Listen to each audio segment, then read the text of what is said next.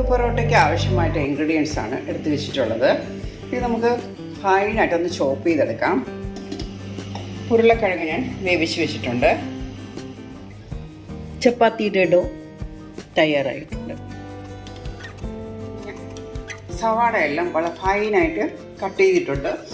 ഒരു 1/2 കപ്പ് സവാള, 2 പച്ചമുളക്, പിന്നെ ഓരോ ടേബിൾ സ്പൂൺ വീതം ഇഞ്ചിയും വെളുത്തുള്ളി.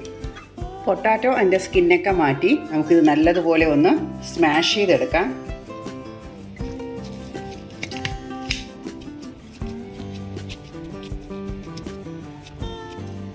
പൊട്ടാറ്റോയൊക്കെ നന്നായിട്ട് സ്മാഷ് ചെയ്തിട്ടുണ്ട്. നല്ലതായിട്ട് ഇത് ഉടച്ചെടുക്കണം.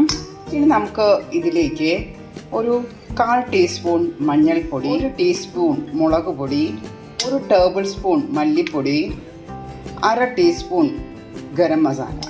അതിനുശേഷം നമ്മൾ ഈ കട്ട് ചെയ്ത് വെച്ചേക്കുന്ന ഒനിയനും ജിഞ്ചറും ഗാർലിക്കും ചില്ലിയും എല്ലാം നല്ല ഫൈനായിട്ട് കട്ട് ചെയ്യണം. അത് നമുക്കിതിലേക്ക് ചേർത്ത് കൊടുക്കാം.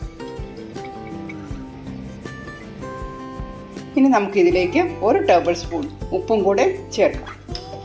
നല്ലതുപോലെ നമുക്കിത് കുഴച്ചെടുക്കാം. പൊട്ടാറ്റയും എല്ലാം കൂടെ ഞാൻ നല്ലതുപോലെ മിക്സ് ചെയ്ത് വെച്ചിട്ടുണ്ട്. ചപ്പാത്തിയുടെ ഡോ ശരിയാക്കി. അടുത്തതായി ഞാൻ ഇതിനൊരു ചട്നി ഉണ്ടാക്കാമെന്ന് വിചാരിച്ചു. അതിന് വേണ്ടിയിട്ട് 1/2 കപ്പ് പുതിനയില, 1 ടേബിൾ സ്പൂൺ മല്ലിയില, 1 ഗാർലിക്ക്, ജിഞ്ചർ, ഒനിയൻ, സ്മോൾ ഒനിയനാണ്, 1 പച്ചമുളക്. ഇതെല്ലാം ഞാൻ ഒരു മിക്സിയുടെ ജാറിലേക്ക് ഇട്ട് കൊടുക്കുന്നുണ്ട്. ഇത് ഞാൻ നന്നായിട്ടൊന്ന് അരച്ചെടുത്തിട്ടുണ്ട്.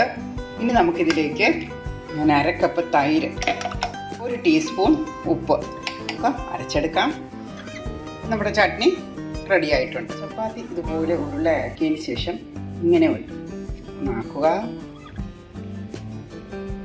ഈ മിക്സ് ചെയ്ത ഉരുളക്കിഴങ്ങ് ഇതിനകത്ത് വെച്ച് ഇത് നല്ലതുപോലെ നമുക്ക് പൊതിഞ്ഞ് എടുക്കാം.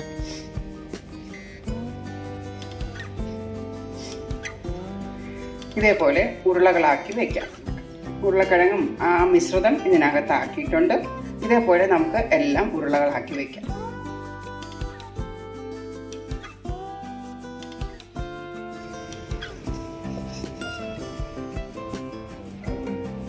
ഇതുപോലെ നല്ല ഈ ഒരു തിക്കിൽ ഇതേപോലെ പരത്തി എടുത്തിട്ടുണ്ട്. ഇത് നമുക്കിനി ചുട്ടെടുക്കാനായി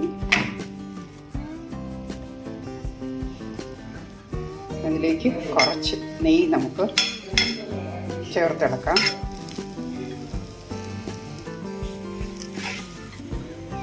ചപ്പാത്തി റെഡി ആയിട്ടുണ്ട്.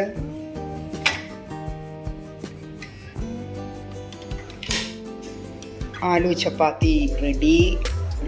ഒരു പീസ് ബട്ടറും ചട്നിയും സാലഡും ഒക്കെ കൂട്ടി ആലു പൊറോട്ട ഒന്ന് കഴിച്ചു നോക്കൂ. നിങ്ങൾക്ക് ഈ വീഡിയോ ഇഷ്ടമായിട്ടുണ്ടെങ്കിൽ ലൈക്ക്, ഷെയർ, സബ്സ്ക്രൈബ് ചെയ്യാൻ മറക്കരുത്. പുതിയൊരു വീഡിയോയുമായി വരുന്നതുവരെ ബൈ ബൈ.